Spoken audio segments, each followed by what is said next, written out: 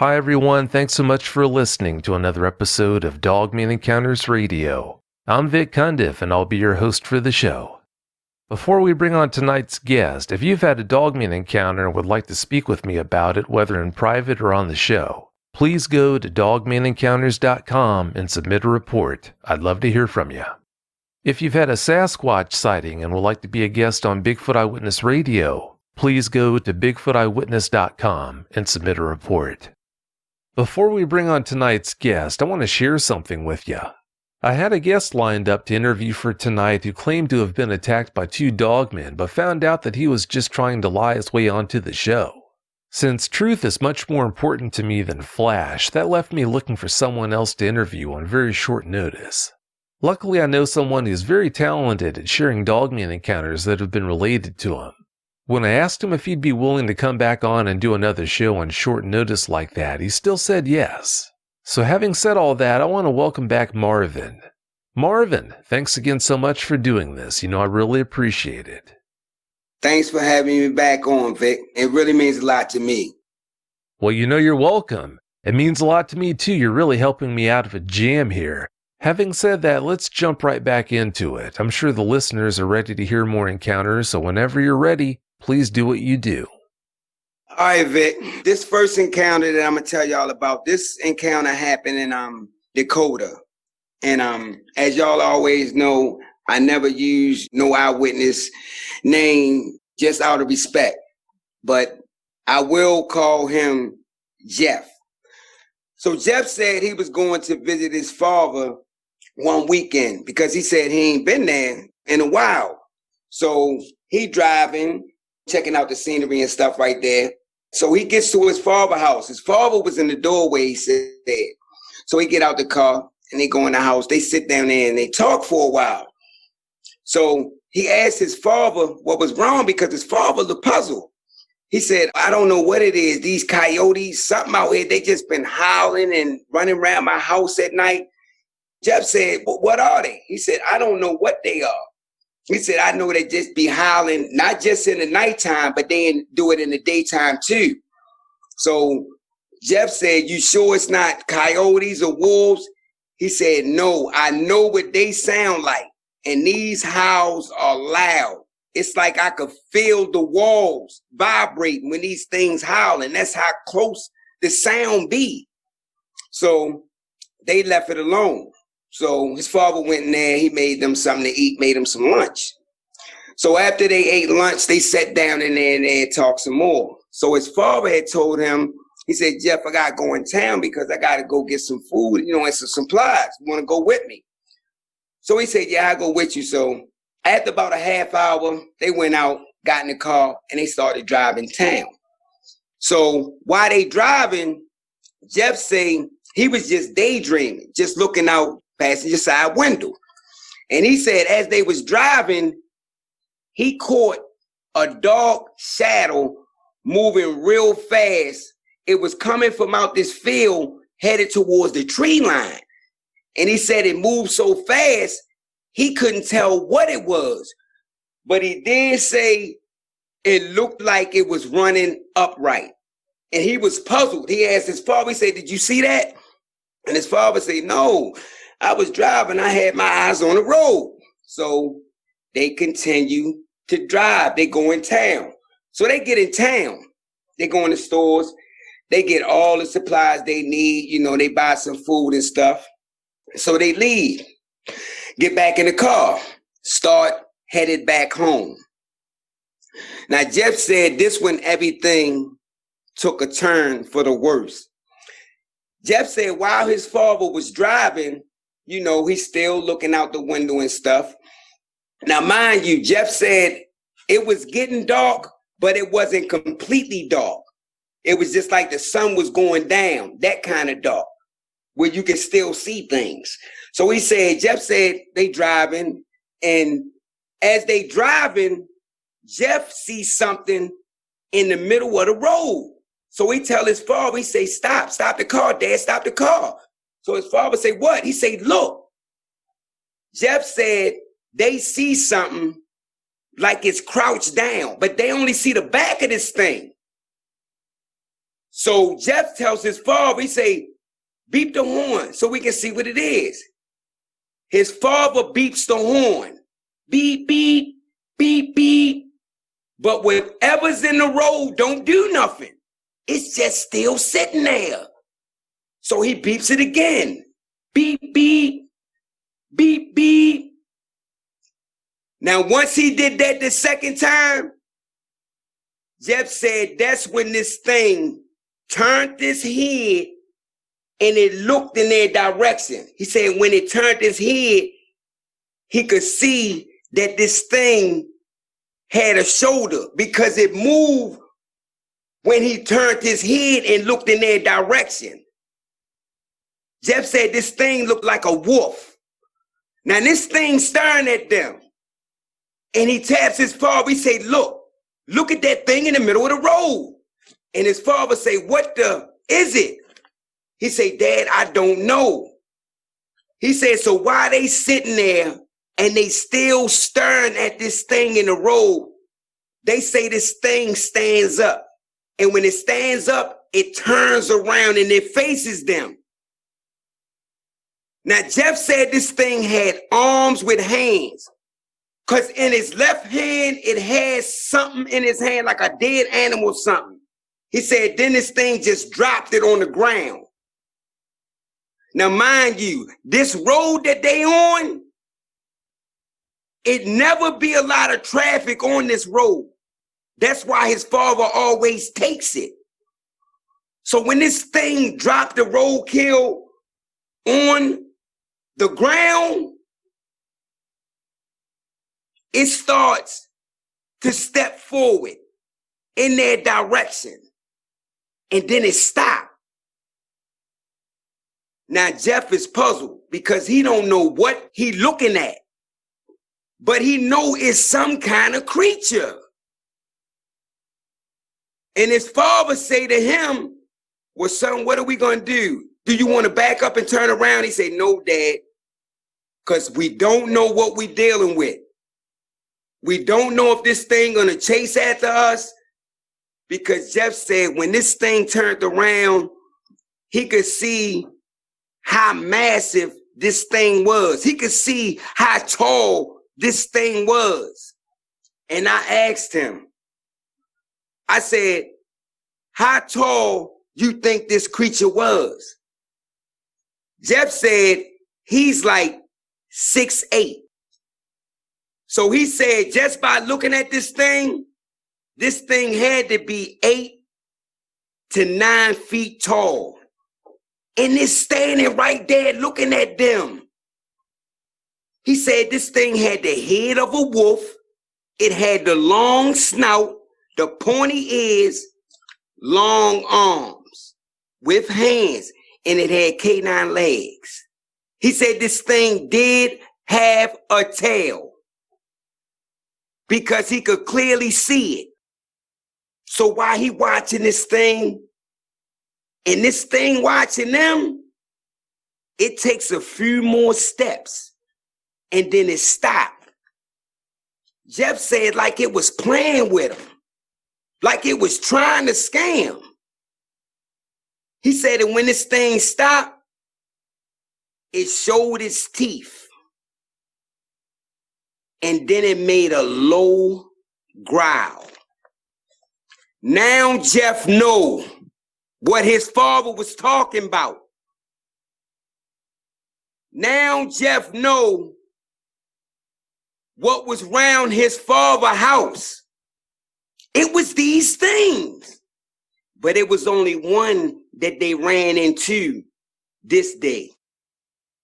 Jeff said after about 30 seconds, because the sighting wasn't long at all, he said this thing turned around, it walked back to where that roadkill was at, picked it up, it faced the tree line.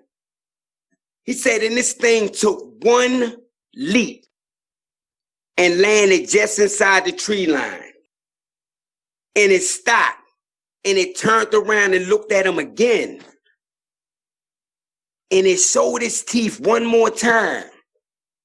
Then it turned around and it walked back up in the tree line. Jeff said they didn't pull off when this thing walked away. They sat there in awe because they couldn't believe what they was looking at. But they said after a few minutes of thinking of what this was, they headed back home. And when they get back home, they go in the house, they take their supplies and groceries in, and they sit down. And Jeff asked his father, he said, "Dad, have you ever seen these things?" His father said, "No, son. I just hear them howling, and I could hear them running around the house. I never looked out the window. I never looked through a peephole because I didn't want to know what was on the other side of that door." So they put everything away. Father make dinner. They eat. They go in the living room and watch some TV. So Jeff goes in the guest room, you know, where he always used to go at and sleep when he stayed the night over there. So Jeff in the room and he's sleeping. And he hear a door open. And he watch his father walk past the door because Jeff say he never closes his door. He keeps the door open of his room. He see his father walks down the hallway going to the bathroom. He watch his father walk back, go in the room. So now Jeff chilling again because his father back in the room. So he in there, he on the laptop, you know, just doing some work. So he said, while he on the laptop, he said that's when he starts to hear those howls, what his father was talking about. So Jeff get up. And when he get up, he walks in to the living room and he just stand there. And while he's standing there, he listening because he want to make sure he heard what he heard. So while he's standing there and he listening, he hear those howls again. But this time, it sounds like it's getting closer. So he walks over to the window. And when he walk over to the window, he peeps out the curtain. He don't want to open it wide. He peeps out the curtain because he don't want to see what they saw on that road when they was going home. He peeps out the curtain. And when he peeps out the curtain and he looks, his father got a tree that sits in the yard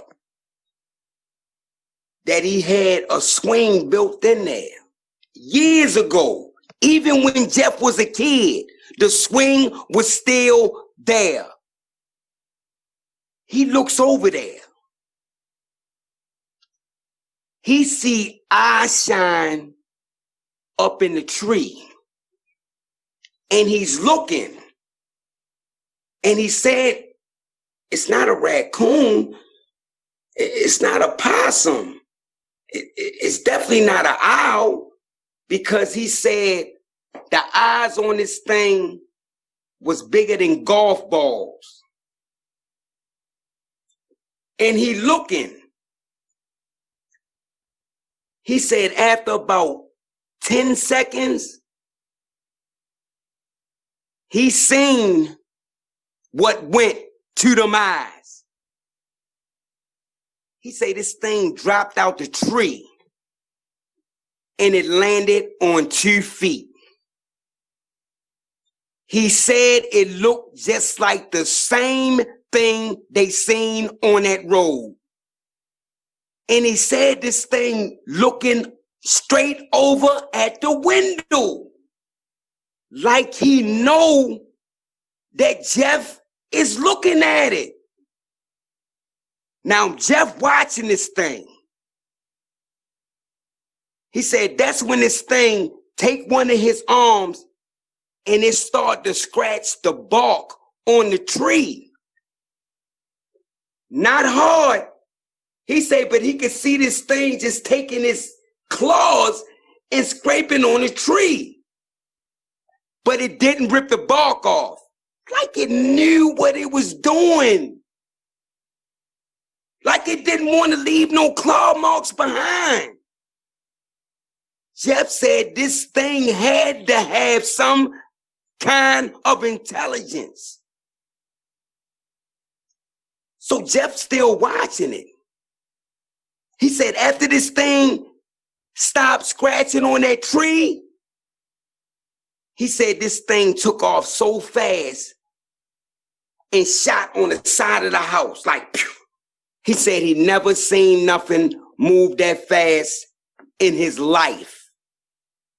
And Jeff lost sight of it. But Jeff didn't leave that window. Jeff stayed there. Because he wanted to see if this creature was going to come back. And he knew his father was elderly. Now he know why his father was afraid. Because of these things. So Jeff waited. Now mind you, his father got a gun case. So Jeff goes in there and he grabs a shotgun, headed towards the front door. So when he gets to the front door, he looks out the peephole. Because he don't know if this creature backtracked or not. So he opened up the door, gun in hand. He goes out, hits the light so he can see. And he looks down in the direction of where that creature ran. He said something in his mind told him, turn around and go back in the house, because it might not end well. He said this is what something telling him in his mind. So Jeff started walking towards the direction of where that creature ran at. But before he could get to the end of the house, he turned around and he went back in. And when he went back in, he see his father. And his father say, what you doing with that gun? He said, Dad, now I know what you was talking about. I seen one of them things jump out the tree. The same tree that you built that swing for me all those years ago. I seen that thing jump out the tree. And now I know why you was scared. Now I know why you asked me to come out here. Jeff say he stood there with tears in his eyes, man. Because he knew what his father was going through. So they stay up for hours just talking. Then they finally go in the room to get some sleep. Next day come, they get up. Father make breakfast. They eat. Jeff goes outside. He walks over there near that tree where this thing was scratching on. But he couldn't find no scratches on it. Like this thing knew how to scratch a tree. Like it wasn't trying to leave no evidence or nothing. This what messed his head up. So Jeff said something caught him out the corner of his eye, across the road on the other side of the tree line. He said he glances over there, turns his head, and he looks. He say he see that creature. He say, but this time, this thing is on all fours. And it's watching. It's watching him. But it don't come across the road. He said they locked eye contact for about 20 seconds, and this thing turned, and it walked right back into the tree line. Jeff said he never seen that creature again when he was staying with his father. He said, but they heard howls. They could hear things running around the house. But he said, as far as eye contact, he never seen that creature again. And while I was able to talk to the father too and get the stuff that he knew and what he heard outside his house, man, I am just grateful just to get the encounter, man. I'm grateful, man, because when somebody contact me, that let me know that they got somebody that cares. They got somebody that's going to tell their story. They got somebody that's not going to judge them. And they got somebody that's going to listen. Now, that was my first encounter. And like I said, that encounter happened in Dakota. All right, this next encounter, it happened in Ohio. And as you know, don't use their real name. You know, I'm just grateful just to get the encounter. So the name I'm going to use for him, I'm going to call him Ken. Now, Ken said that he lived out on a country road.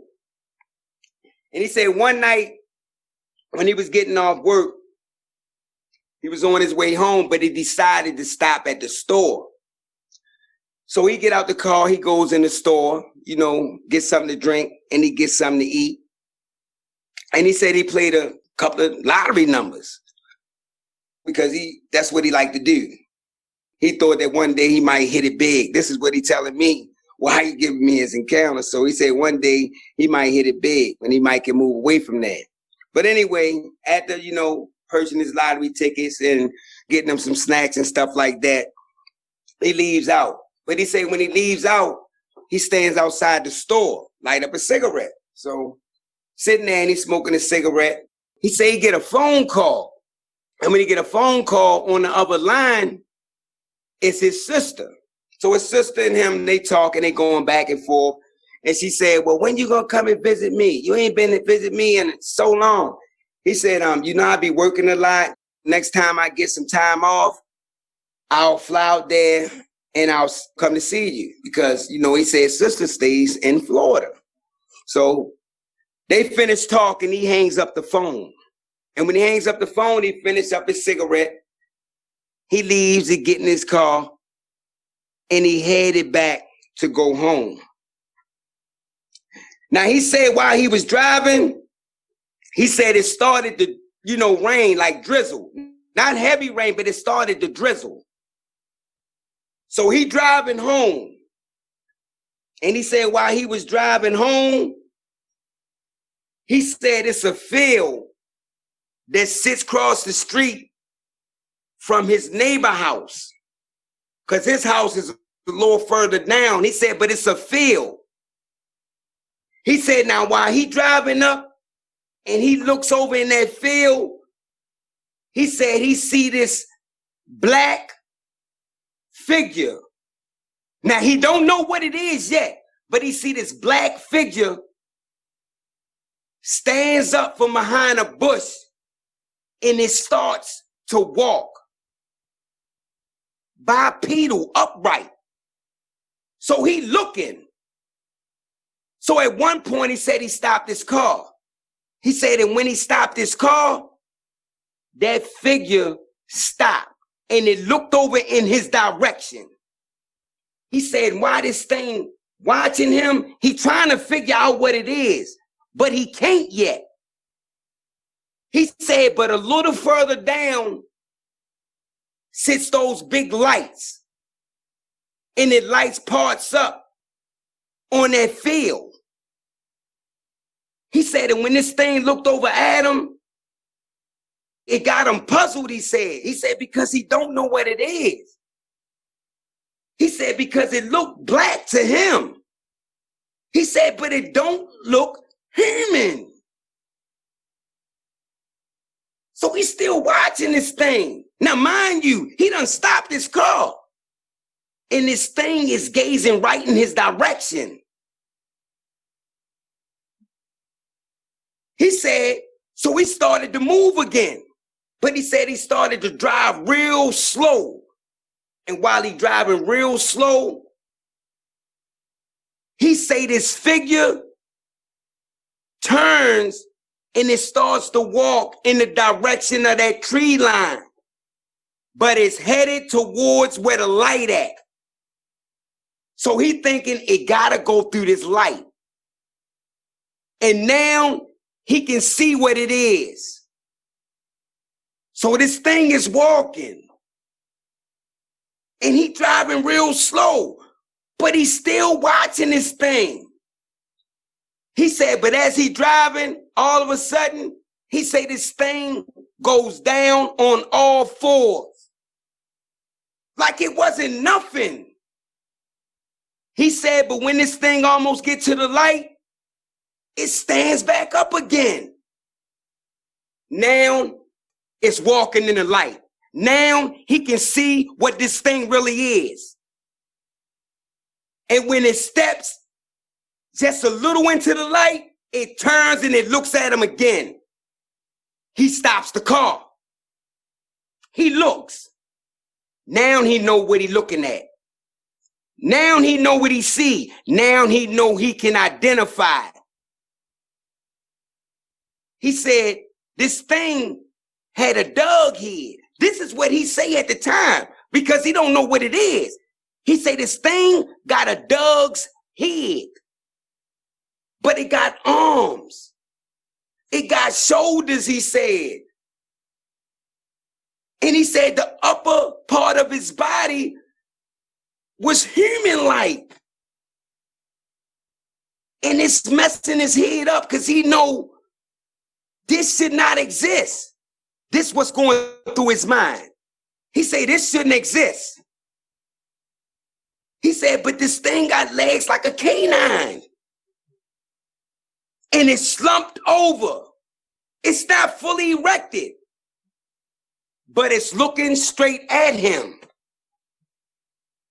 Like it's curious. Like it's saying, what is you looking at? He said, so he started to drive again. But he keeping his eye on this creature now.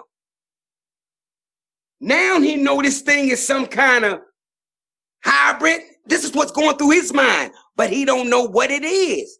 He know it's just look like a dog, but it got human traits. It got human parts. So when he driving slow, this thing starts to walk again, headed towards the tree line. He said, as he driving, this thing is walking. It drops back down to all fours again. He say, but this time when it did it, he say this creature took off so fast that he could see all four limbs leave the ground. He said, that's how fast this thing moved. He said, when it got about 15 feet from the tree line, he said, this thing just took one giant leap. It was in the tree line. He said, when this thing landed, it turned around in his direction. And when he got down there towards where the light was at, because it ain't that far from the tree line, he stopped again. He said, this time this creature turned around, it stood up and it looked at him. And when it did that, it started walking through the tree lines in his direction. It started walking towards where he was at. He said, and when this thing got to the edge of where the tree lines start or where the road at, it stopped right there in that little ditch. And it's still looking at him. Now, he don't want to drive past this thing because he don't know what it's going to do. He's scared now. This is what he told me. He said he's scared now. He said because this thing should not exist. This thing should not be walking around. This thing shouldn't have arms and hands. This is what he's telling me. Because he never saw nothing like this in his life. So he's sitting there. And this thing's still watching him. Now, mind you, this road that he took, it's only one way. And that's the direction he going in. So he can't turn around. So he said after a few more seconds, this thing started to walk out in the street. And when it walks out in the street, it stops and it looked at him again. And then it goes over on the other side of the street where his friend's house at. And it stands. And it looks at him with those yellow eyes. He said that when it looked at him, it starts to walk down in his direction. Now he really confused. He said that's when he noticed that he never locked his doors. So he made sure he locked his doors and all the windows was up. He said this creature walked down like it ain't have no worries in the world. Like it didn't care if the neighbor came out or not. And when it came down there, it stopped right where his car was at, right where he parked at. And it looked over into the car at him. He said at this point, he was terrified. At this point, he was scared. He said this thing looked over and looks at him. He said that's when this creature took a few steps out into the street. Now, mind you, it's only one way. So about one more stride, he'll be right there at the car door. But it stopped.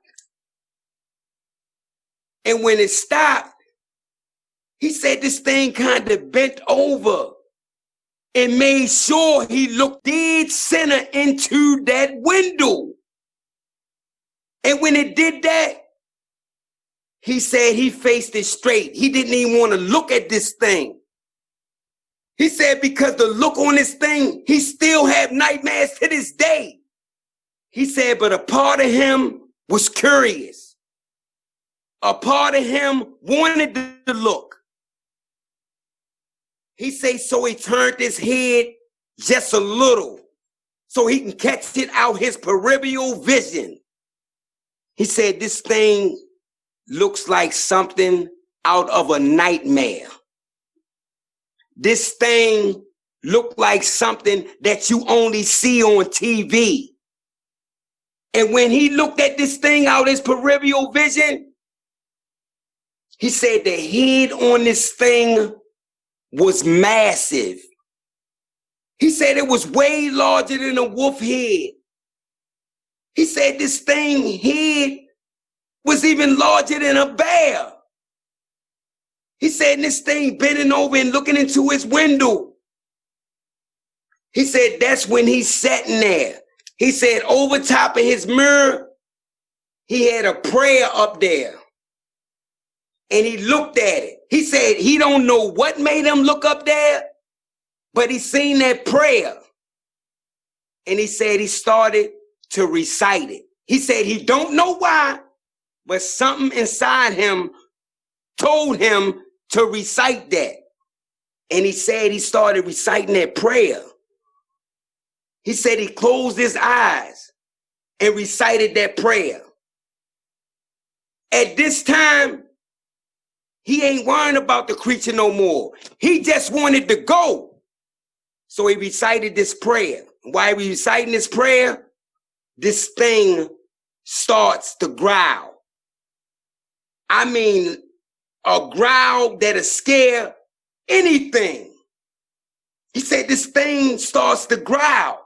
He said, but then the growling stopped. And he still was reciting his poem. He said, and after he recited that poem a few times, he opened his eyes and he looked, and that creature was gone. And he sat there and he prayed some more, because he had to thank his higher power, because he think that's who it was that ran this creature off. He sat there and he prayed, and then he headed back home. And when he got in the house, he said he was so in shock that he didn't even know he urinated on himself.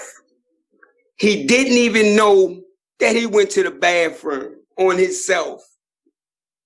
And he said he felt so ashamed because he didn't even know. And when I talked to him, he said this thing just looked like something that shouldn't be walking around. You talking about the head larger than a bear? That's a big creature. I asked him, I said, did you have nightmares, or did you wake up in sweats and stuff like that? And he said in the beginning, he did all the time. It's like a picture will pop up in his head of that thing, looking at him through the window in his car. He said that same image he would see every time he had a nightmare of this thing looking at him in the car.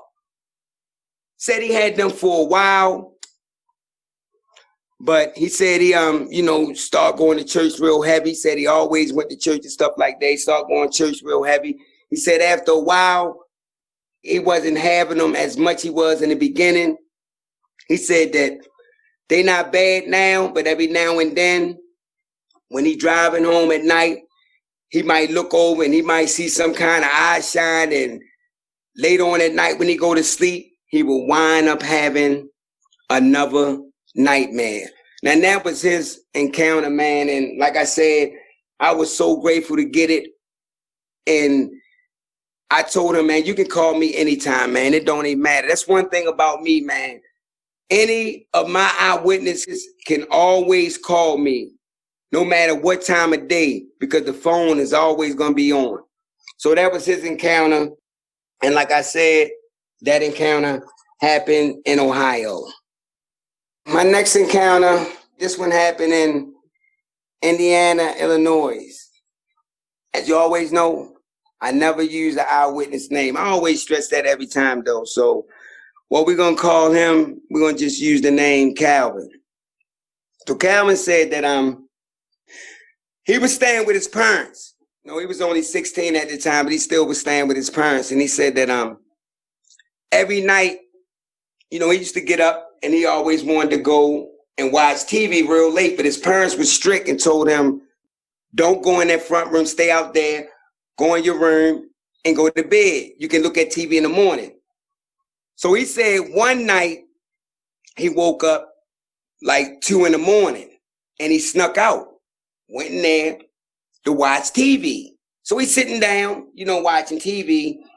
Now, mind you, he said in the place where they watch TV at, he said it's like a great big window, like one great big window. And it sets just a little bit off the ground. I'm going to say, probably you can look in the window, but it's high up though. He said it's a big window and the TV is facing, the back of the TV is facing the window, put it that way. He said, so he's sitting on a lounge chair that you can lean back and he watching TV. He said, so while he watching TV, he noticed a shadow. He'll look, but the shadow will be gone. He paid no attention. So he'll sit down and he'll continue to watch TV. So he would see this shadow again. He'll look, but the shadow would be gone. So he said he got thirsty, got up, went to go in the kitchen, went to go get something to drink.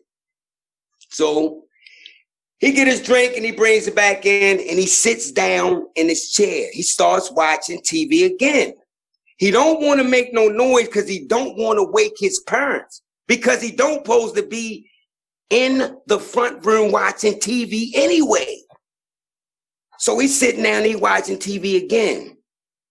He said after about a few minutes, he sees this shadow again. He peeps around the TV. And when he peeps around the TV this time, he say he can see, and this is what he described to me. He said he can see what looks like to him is a dove. But he see the snow. But he know it's a dove. So he looking, now he puzzled. He was like, I know my eyes ain't playing tricks on me. He said, that looks like a dove.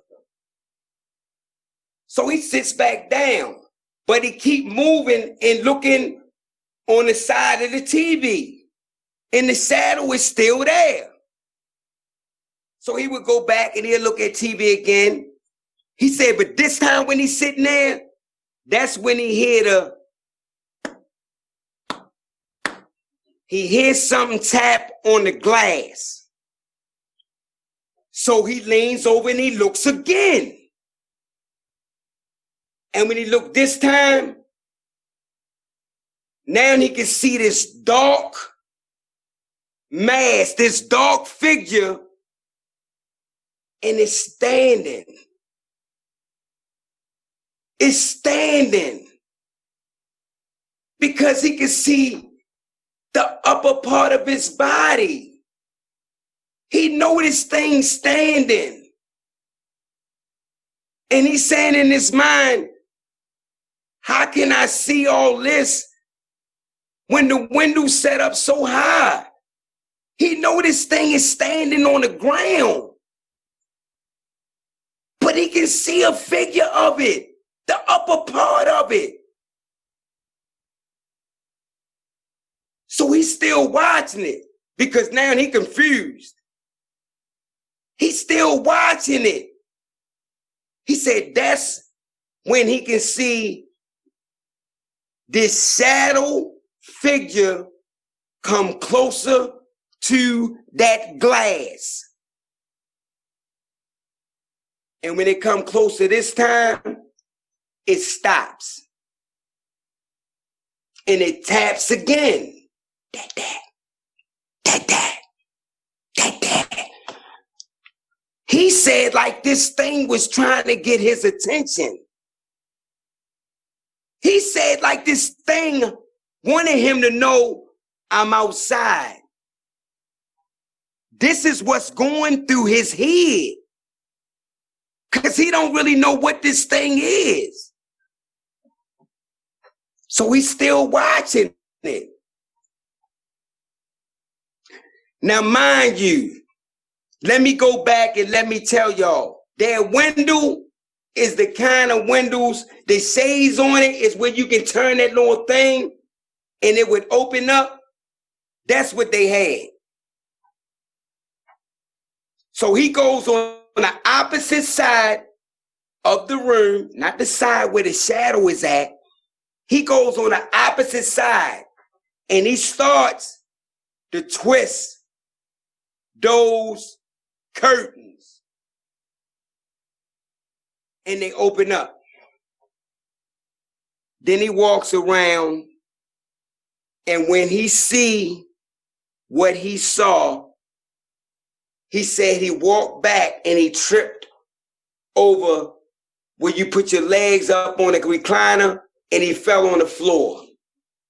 He said, because now he's looking at a monster.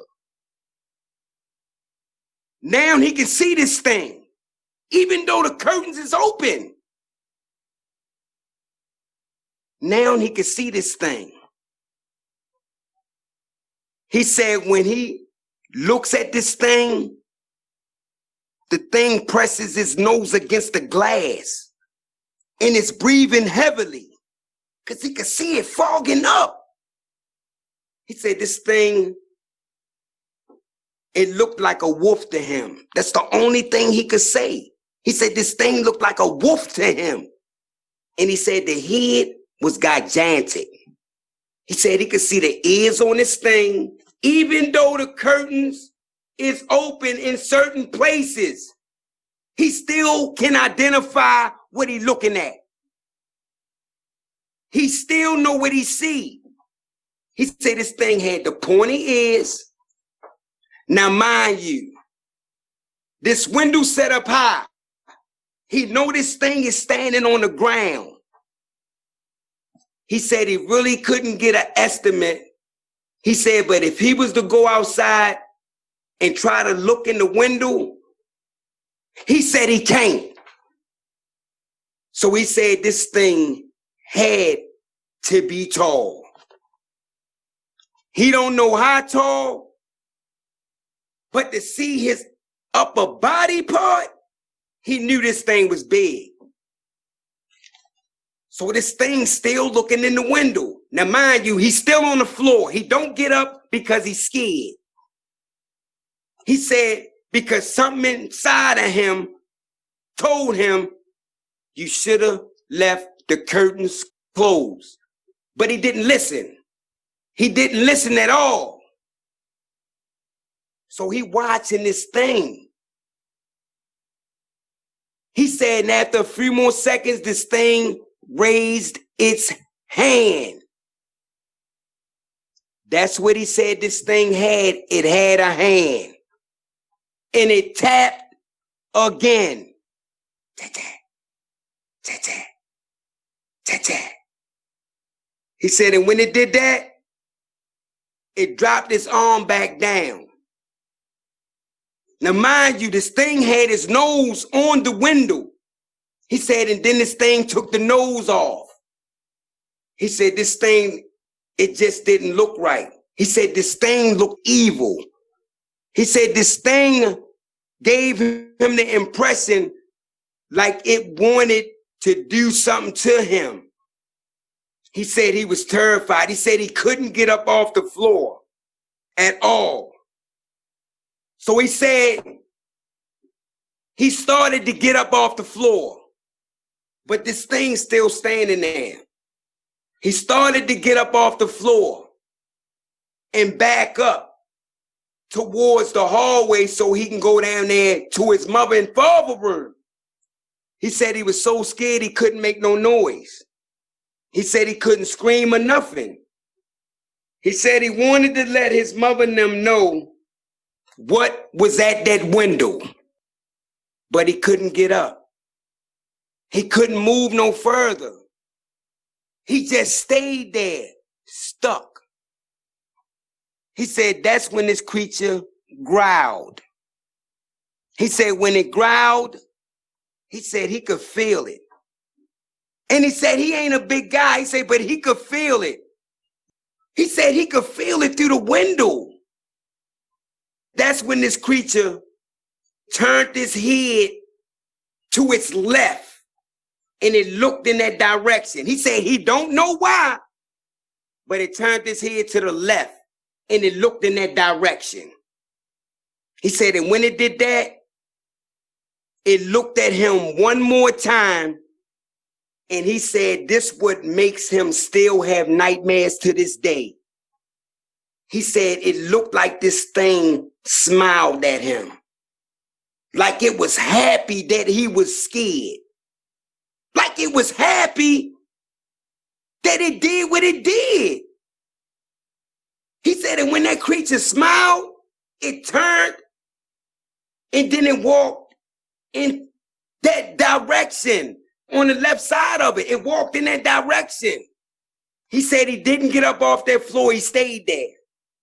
He said he sat there in that same spot for about 20 minutes. Said that's when his parents got up. came out and they seen him in there. He said they fussed him out. He said he tried to explain to them what he saw. And they told him that he was lying, that you wanted to come out here to watch TV. And they told him that he would be punished. And he said they did punish him. He said, but he tried over the years to tell him what he saw in that window. And they didn't believe him. And when I talked to him, I said, you know what? I understand you ain't the only person. I done had other eyewitnesses that have told their parents and they didn't believe him. The last thing a parent should do is say that their kid is lying. That's a hurting feeling, man. When you see something and you tell somebody about it, you confide in somebody and they don't believe you. It's just crazy, man. It really is. Even when I had my sighting and I told somebody, oh, we don't believe you or nothing like that, I let them be where they at. But I did find some people that believed in me, that believed my story, that believed I saw Dogman.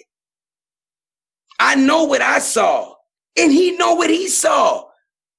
So his parents should have been more supportive and believing in him. That was his encounter, Vic. And that was the last one I had. Wow, Marvin, those are the most frightening encounters I've heard you tell over the years. For the little kids who are listening tonight, and yeah, there are a lot of 3-year-old, 4-year-old kids. I won't understand why their parents let them listen, but I guarantee it's going to be a no-sleep night. And if they do get any sleep, it's going to be Nightmare City. So, right. Those were pretty rough. When you're talking about how it was tap, tap, tap, tap, tapping on the glass, wow, right. That was something That's a scary feeling in itself, though. You know these things got arms and hands, and it's like they taunt you. Like, yeah, I'm out here. Come on. It's a real scary feeling. It really is. It is. I was about to click back on and ask you to stop. You're starting to get me all shook up and everything. Right. For the people listening, if you can't get enough of Marvin and the encounters he shares, there's an easy way to address that. I'm going to post a link to his YouTube channel in the description of tonight's show. We hope you'll visit his channel and subscribe. You really should. He's got really good content. But having said that, Marvin, like I said at the head of the show, I want to thank you so much for coming back on with almost no notice and doing another show for us. I really appreciate it. And you know what, Vic? I'm so grateful, man, because like I said, and I'm going to say it again, you the one got me started on my path, man, and it really means a lot to me. So anytime you need me, you know my number. All you got to do is call. Well, I appreciate that. I really do. Well, like I said, thanks again so much and have a great night. If you've had a Dogman encounter of your own and would like to speak with me, whether in private or on the show, please go to dogmenencounters.com and submit a report. I'd love to hear from you.